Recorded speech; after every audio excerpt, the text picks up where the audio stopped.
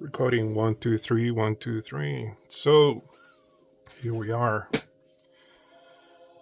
talking about Gantz, Hiroya Oku's works.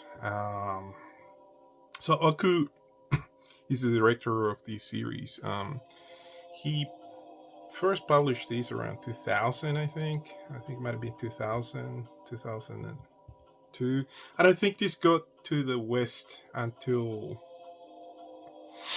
might have been 2004. I can't really remember. The translation came out on what year is this? Obviously Dark Horse did this publication.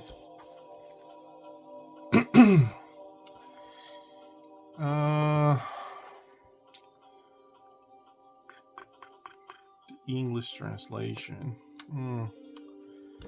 Not to go back to that one. Here we go. 2000. So I remember when I saw this, it came out on the anime series. The anime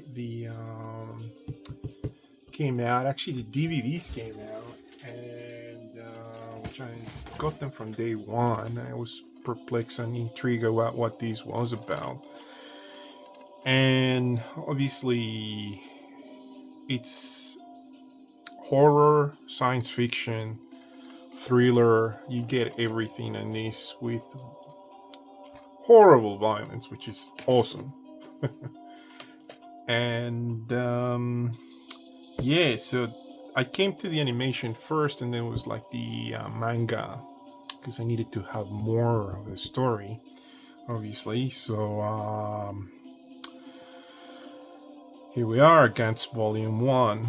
We're not going to do a review or a recap of the story. I might talk about it a little bit, but it's going to be more about the artwork that Oku does on this series, or that he directs in this manga series. Gotta remember that these manga productions are working on a very in a very tight deadline. They very deadline sensitive, because they need to publish them monthly, bi-weekly, who knows how but they need to pump them out. That's like a lot of volume work that has to put this. So he works with a team, and I believe that he had developed a software, or he was working with 3D for a while before he did the series of Gantz, and he has his team working all of these digitally, which is beautiful at the same time as his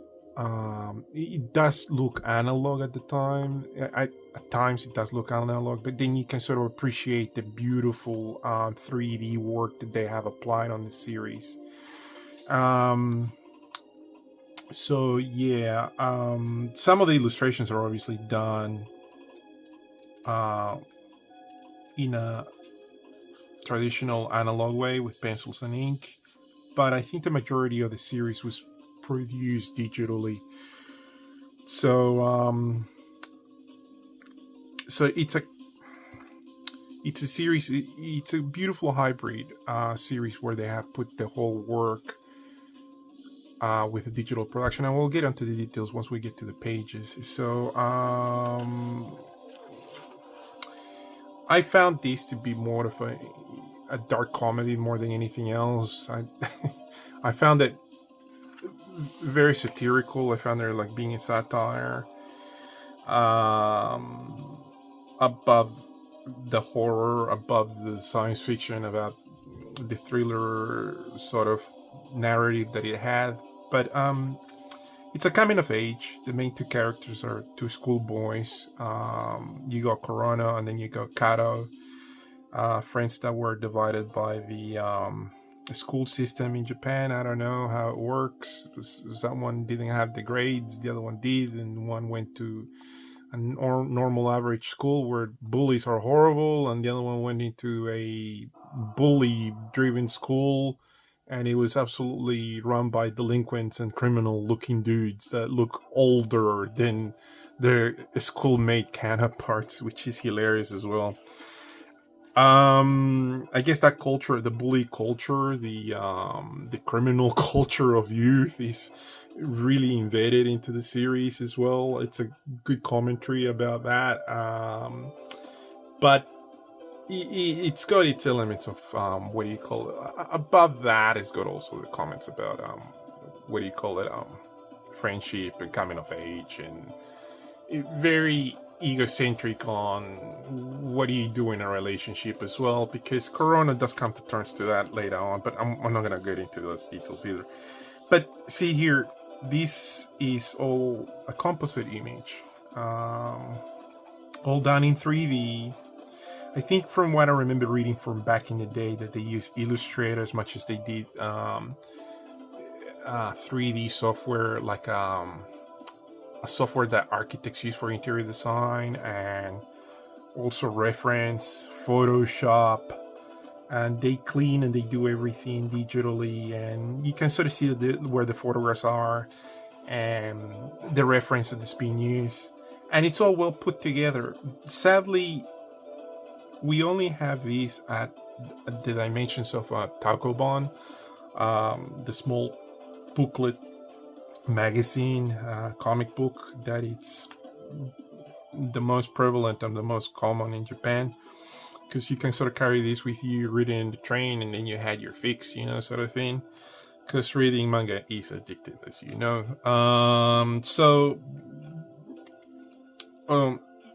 I would love to see these at a bigger scale printout, like we had with Berserk, because the work does deserve to have that highlighted. The artwork is well put together, and it's got its charm because it's digital as well, as much as it's got an analog. And I mean, it's another tool, obviously. So, but so here's Kay in his daily commute to school, and he's doing his daily magazine ogling, looking at beautiful bikini girls, because he's at that age, I guess.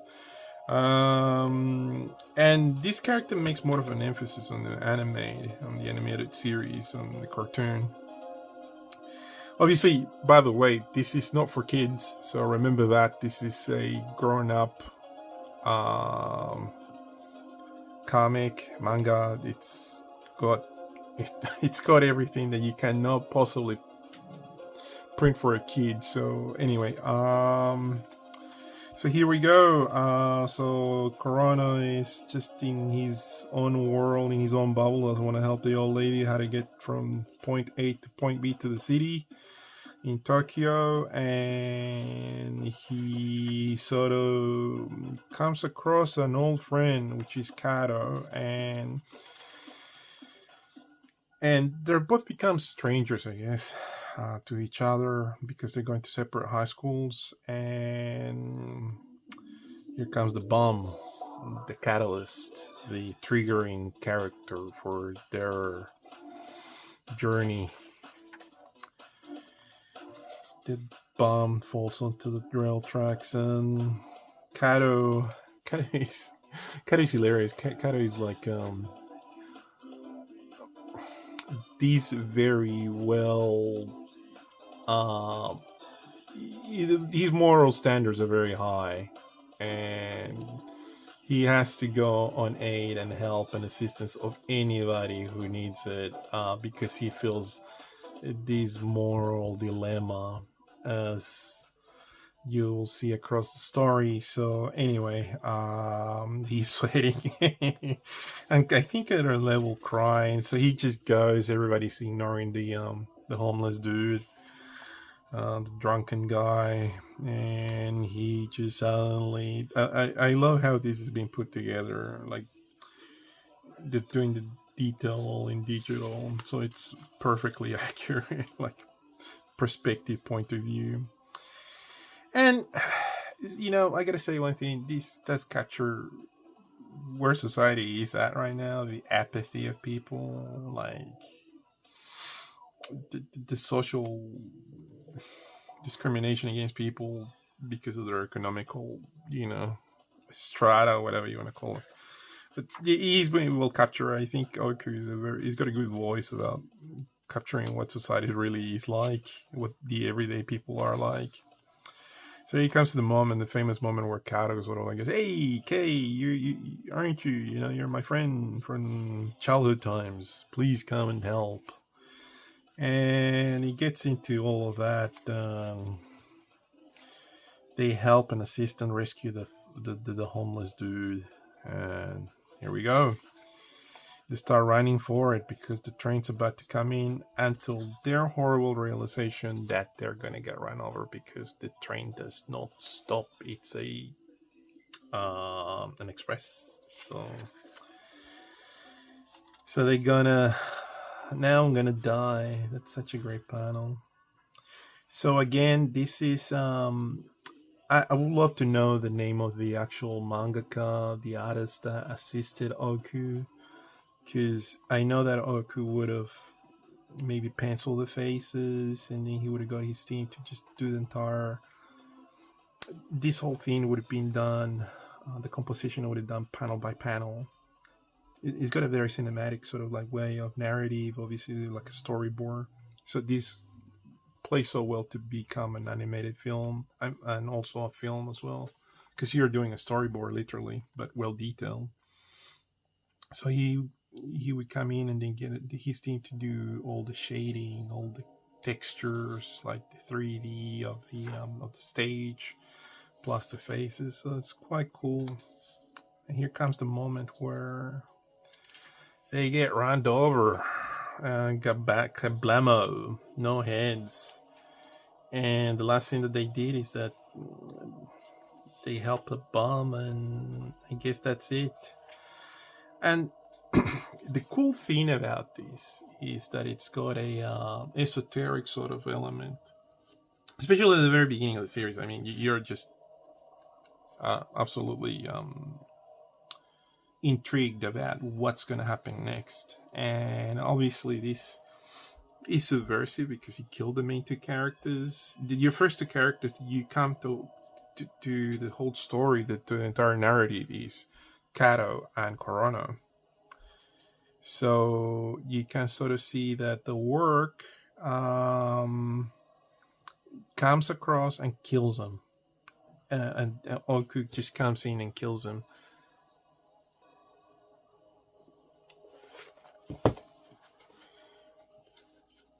So here are the boys appearing on the room for the first time.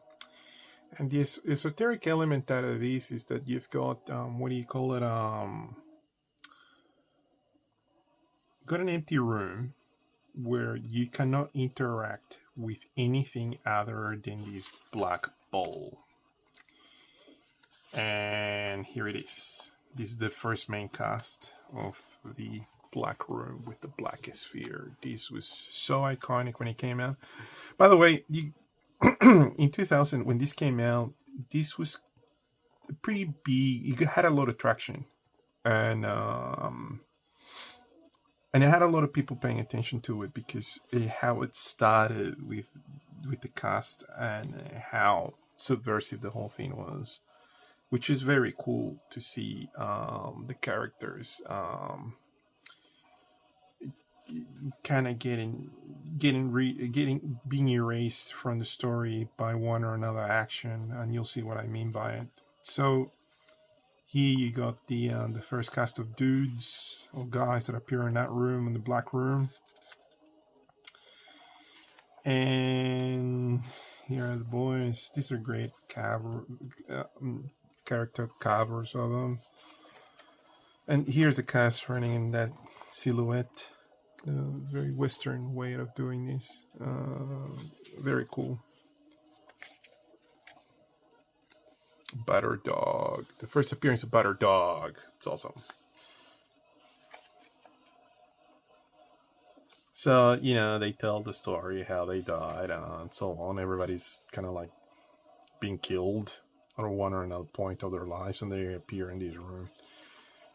Except by someone that I'm going to point out that's Nishi. That's one of the interesting characters of the series. But a dog. You look so happy. That's what I love about a dog. So good. So it's all 3D, so you can sort of see some of the items, some of the elements that get used across the series. It's like all 3D. What do you call it? Models that they use for the comic book. Well employed. Everything I upload everything. I mean the floor texture is all 3D as well. It's all done like the doors. So I guess the artist is focusing more on the team is focusing more on the characters than they are on the stage. But everything's being taken care of well. So yes, this series obviously is well known for its violence and also for the hardcore nudity, which is awesome. So there's no holds bars with this, and I'm probably gonna have to skip that. As the Yakuza, the two Yakuzas are there, and let me check.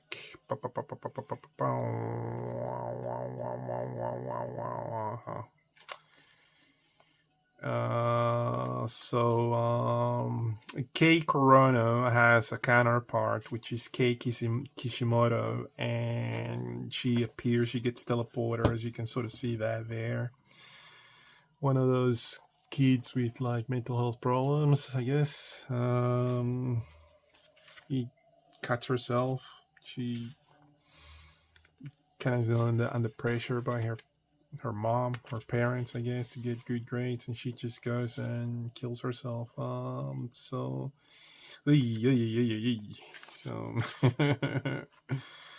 and it is like, I think, an ongoing gag with her. Like she keeps on getting harassed by almost everybody, including Corona. So yeah, horrible stuff happens. But Kato comes to the rescue. Corona straight away falls in love with her.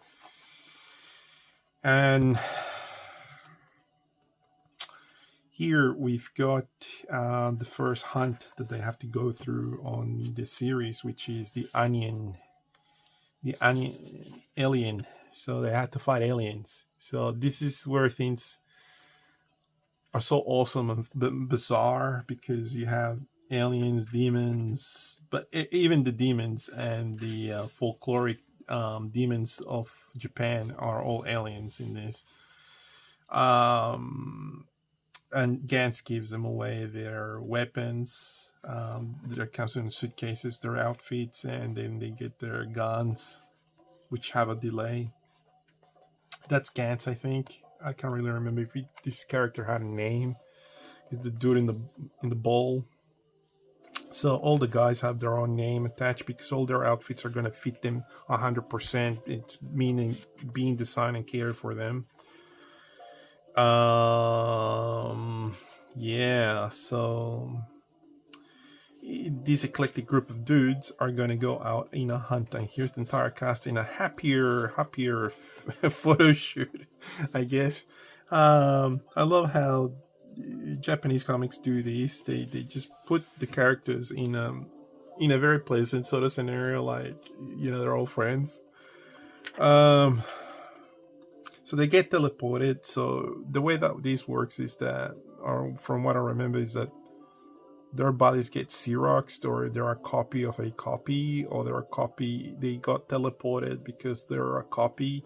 I don't know how they managed to get to the Black Ball department room, and then they have to go in a mission of a hunt, effectively, and they have to go hunt whatever alien. So here's your gratuitous nudity, which has already been pixelated, which is good. It's hilarious. So Batter Dog Nishi plays games with everybody, and they got to hunt the alien. So there it is, and he likes to eat onions. And I'm not going to show you what happens to him, but something horrible happens to him. So you can sort of see that they're aliens because they go, skeletons. They're like organic life life form of some sort. So they kind of almost kill him, but there's always something that you can never tell with these stories. Anyway, this is one of the guys in the room. He's a politician. He does not care about anything about the hunt. Walks out of the area that he's not supposed to step out, which is, I guess, this satellite image, this square. And so there's this satellite image here that shows Japan, and they're working the hunt in that square area. This guy's a politician, and he's going to step out of it, and then it triggers a mechanism that's already embedded into his brain, and then zapamo, he's going to get sapped from somewhere. Now trigger the bomb that it's embedded in his brain, and then his head just explodes. It's just crazy. But going back to the artwork, you can see what they've done here. So I'm assuming that this is photographic reference, because how can anybody imagine and create this thing unless it's 3D? I don't know. These electric poles, and it's showing the apartment complexes, that's 3D, I'm assuming. It's pretty cool. It is very cool what they've done. Because it's well rendered, you actually see an outline out of it, so it's not kind of like a cheap sort of put 3D on it and then we move on. Also, the adaptation in English, it's pretty solid, because these elements would have been shown in Japanese kanji, but obviously because it's a Western adaptation, they put it with the letter, with obviously the alphabet, and it's pretty clean, it's pretty solid. And yeah, anyway, see how they've used the stage, the 3D modeling, and on top of that they're applied their 3D models on top. I mean the characters on top of the 3D stage. But again, if this was printed on bigger dimensions like the Berserk books, it would be serving the amount of detail that this series has, because it's underrated, and that they've published this amount of detail into such a small publication. But what do you do?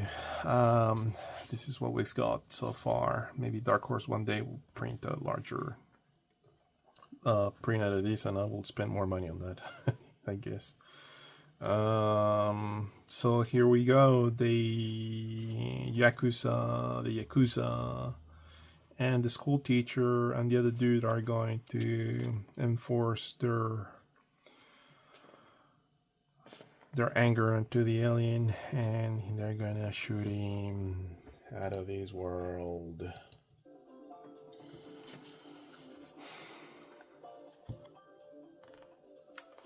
So Kato gets upset. Pin-up. I would love to have a t-shirt like that. It'd be cool to acting all like gangsters. They killed the alien. But here's the kicker. Out of all the moral drama that happens in between that, because they do turn him into spaghetti, literally. Another alien will appear to literally exact revenge, and this is the moment. Again, they do these outlines, and I never really understood why they did that, but I guess probably it's easier for them. I don't know if it blends so well. I guess it's an artistic choice. I'm not going to complain about that. I'm just pointing it out that's there. So the Yakuza goes toe-to-toe with the alien, and he's upset that he's killed his, I don't know, relative, son maybe. And what happens next? We shall find out. at another time, as this will continue. He obviously kills the Yakuza. He kills most of the party of hunters, and as you can see, he just splits me off. This is great. So this is what I was talking about. So this is the first issue I had it. So here's his planning. He does it on a scrap of paper, like makes some sort of grid, because this is not actual what do you call it, writing paper. And then after he's done that rough, he's got a 3D renderer artist that probably gives him these 3D models, and then from there on they can sort of maybe make an accurate sort of detail of the characters, because this is the thing with this series: the drapery, the clothing, the detail of weaponry and stage is just so detailed that you can sort of see that they've gone to town with it, and they applied every single trick on digital trick that they can have under their sleeves, and this is just beautiful how they've done that. And then here comes the other process, I guess the black and white rendering, and because it's not in color. I mean, if this was in color, geez, can you imagine? That would be high production, like almost watching an anime, still of an anime. But here you go, they put shading and I guess digital sepia tones. So, but it's so cool that he developed that for that. This is the series that he did before this. Again, he was playing with 3D. I remember seeing some of these scans and never really got to see the actual publication or the actual physical manga, the booklet. Was never available. And then there was this, one of his earlier works, Hang, whatever the hell it's called. But I love how the archetypal characters that he develops. That's obviously looks like a Kato character. That looks like Kei Kishimoto. So, yeah. There you go. Volume 1 of Gantz. Gantsu. Until next time.